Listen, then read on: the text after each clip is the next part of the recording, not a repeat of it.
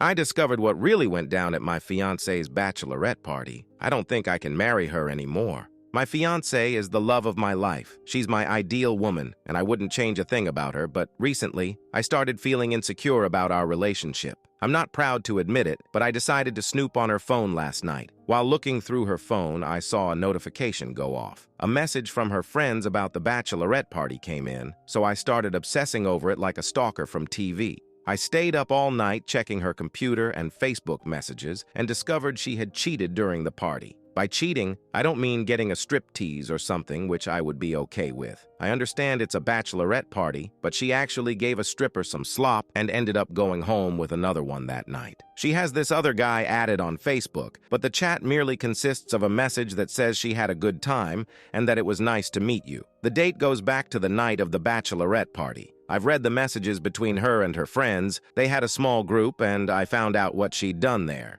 It all seems as if it was a one-time thing that happened, but I'm a mess. I haven't slept all night, and she is headed for work in an hour. We were supposed to get married in 3 weeks. We were planning on buying a house together, having kids, and growing old. I feel like I want to throw all of that out the window. I am sitting here smelling like liquor, feeling sloshed and depressed. Honestly, I just wanted to stomp her out. I left in the morning to take a smoke. My head was still messed up, but other than this night, nothing I found indicated anything else. I guess she wanted this to be her last night before settling down or something. I honestly don't know, and I don't care. When I was outside taking a smoke about 15 to 20 minutes or something after I left, she woke up. She noticed the drinks out and asked me what I'd been up to. She basically came to give me a kiss and a hug. I followed through with it, but honestly felt empty doing it. I didn't want to give her any hints of what I knew. She asked why I had been drinking and why I didn't come to sleep last night. I told her I was just having some nightmares, but everything was fine. I felt attached, as if I were watching myself in the third person on a TV or something. She asked me if any stress was related to the marriage and the plants, and I just told her something along the lines of, "I love you. How can you be stressed about the best thing in your life?" She got herself ready and left for work. I basically started packing my most important things. I called and canceled the venue where we were supposed to be having the wedding. Apparently, they took 15% of the money for canceling early because we were having such a big event. I told them it was fine and I really don't care at this point. I also saved screenshots of everything and have taken them with me. Around 1 p.m., I called a taxi and went to stay at a hotel about 60 miles away from my city. I didn't leave any notes or pictures at home, I just left. I just needed the alone time in the hotel to think everything through and process what had happened. At around 3:30 p.m., my phone started getting spammed with calls from my ex-fiancée. I started getting calls and messages from her sister, her friends, her parents, my parents, and a few of our mutual friends.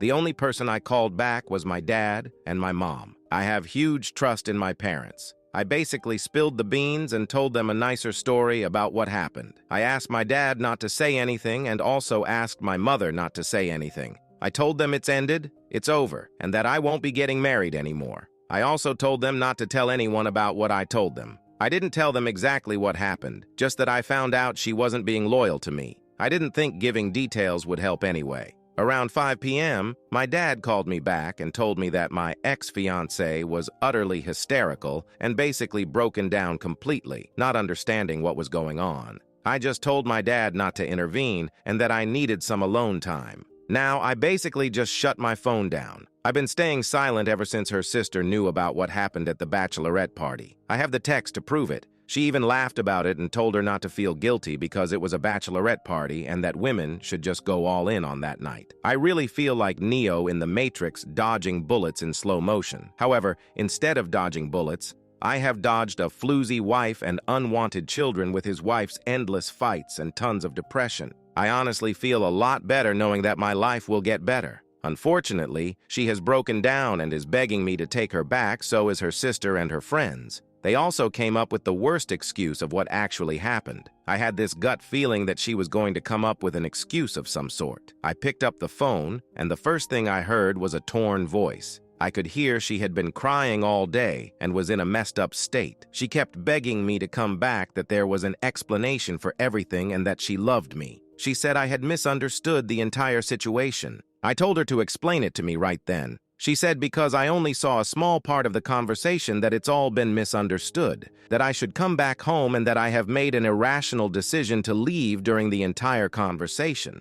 I was just giving really short, empty answers in a cold manner after she told me it was all a misunderstanding. I told her to call me back in 10 minutes and to check Messenger. After I hung up, I sent her the entire conversation with a ton of screenshots. Not all of them, but most of the important ones. It didn't take 2 minutes for her to call back, crying hysterically, saying she was sorry for everything and that she wanted to die rather than lose me. She said she was forced by her friends and her sister to have fun one last time and that she needed to let all the energy out before stepping into a marriage for life. I stayed silent. The more I didn't talk and just said, okay, the more she was crying. She started telling me that I could sleep with other women if I wanted to get back at her, or that she would tell everyone about what she did so I could take her back. I told her sleeping with other women was not something I needed because the moment I met her and started loving her, she was the only woman I wanted. I didn't need to meet or sleep with someone to know the best thing in my life was waiting at home. She kept begging and begging, so I just told her if she came clean to her parents and her family, I would think about it. After that, she started saying something, but I just hung up. Suddenly, her father called me up and apologized for everything.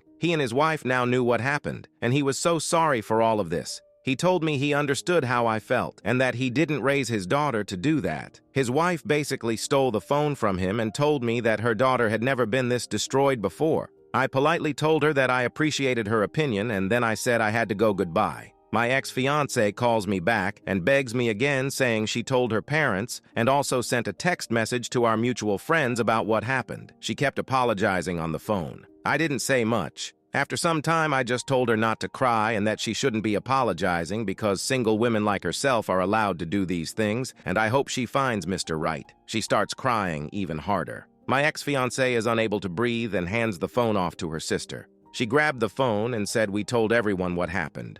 Are you going to take her back? I only said I would think about it. She then tells me that her sister is turning into a dangerous situation of wanting to unalive herself because of all of this. The only thing I said after she told me that was, it's a good thing you're close to her so you can make sure she doesn't do that to herself. Maybe take her to a doctor or something after this. I just hung up. My phone has been blowing up with messages from everyone and I don't plan on responding. I honestly feel a lot better right now, like I can move on.